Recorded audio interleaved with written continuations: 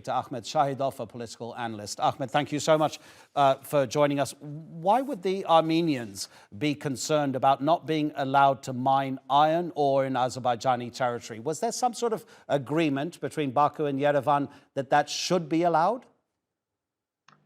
Thank you for having me in your program. Yes, today at the meeting between the foreign ministers of Azerbaijan and Russia in Moscow, the main topics of discussion were the fulfillment of the terms of the tripartite agreement dated November 10, 2020, and the draft peace treaty between Armenia and Azerbaijan.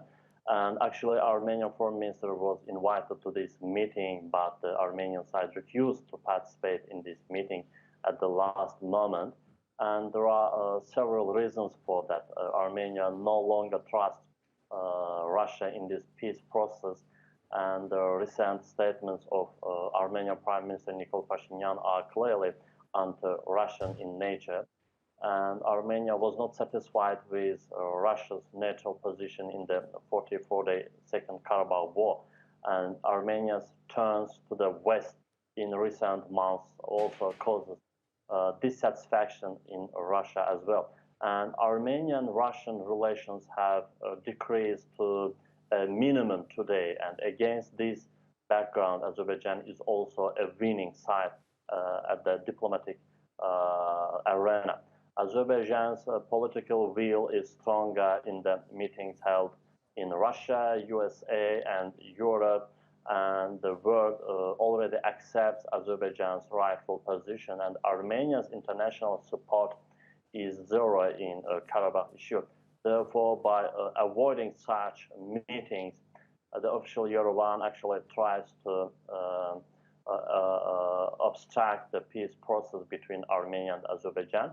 On the other hand, I also want to mention the protest action that has been going on for 12 days on the Shusha-Khankandi main road, and the environment eco-activists of Azerbaijan have been holding protest action on the Shusha-Khankandi road for 20 days in 12 days in connection with the illegal exploitation of natural deposits belonging to Azerbaijan in Karabakh, and this is the only road connecting Armenia and Karabakh today. Also, civilians from Armenia and Karabakh can move in this way, but the movement of Armenian militants, soldiers to Khankandi has already been closed, and this is also displeased Armenia today.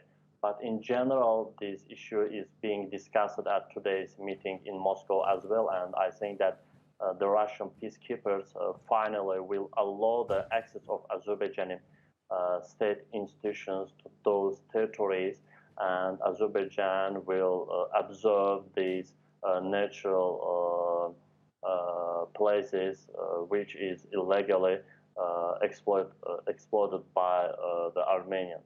Ahmed, can I just ask you, you mentioned the Russian peacekeepers there. I mean, you say that the Armenians have lost trust in the Russians. Do you therefore expect there might be some trouble in Karabakh, because that's where the Russians are supposed to be acting as that buffer between the two sides? But if the Armenians don't trust the Russians, what are the dangers of what might happen in Karabakh?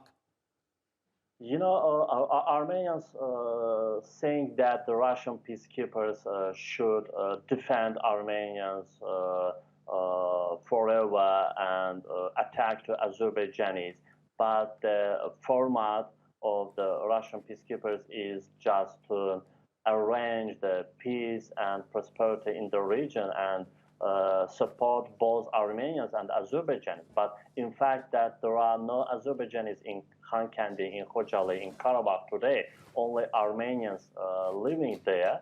And that's why last protest action in Shusha-Khankandi road displaced Armenians in Armenia and in Karabakh. They think that Russian peacekeepers should make these Azerbaijanis to go out and to open this road. And that's why this dissatisfaction in Armenia regarding the Russian neutral policy in this issue made Armenia pro-West, and the Kremlin also observed this pro-West policy of Armenia, and the latest statements of Prime Minister Nikol Pashinyan, who criticized Russia and Russian peacekeepers, also a new chance for Azerbaijan to peacefully resolve this issue. That's why Armenia didn't join to today's Moscow meeting. I think that anyway, Azerbaijan has some issues to discuss with Russia. Also, we are discussing this issue only with Russia. Russia is a key country in this issue. Ahmad Shahidov, we always appreciate your contributions. Thank you so much indeed, Ahmad.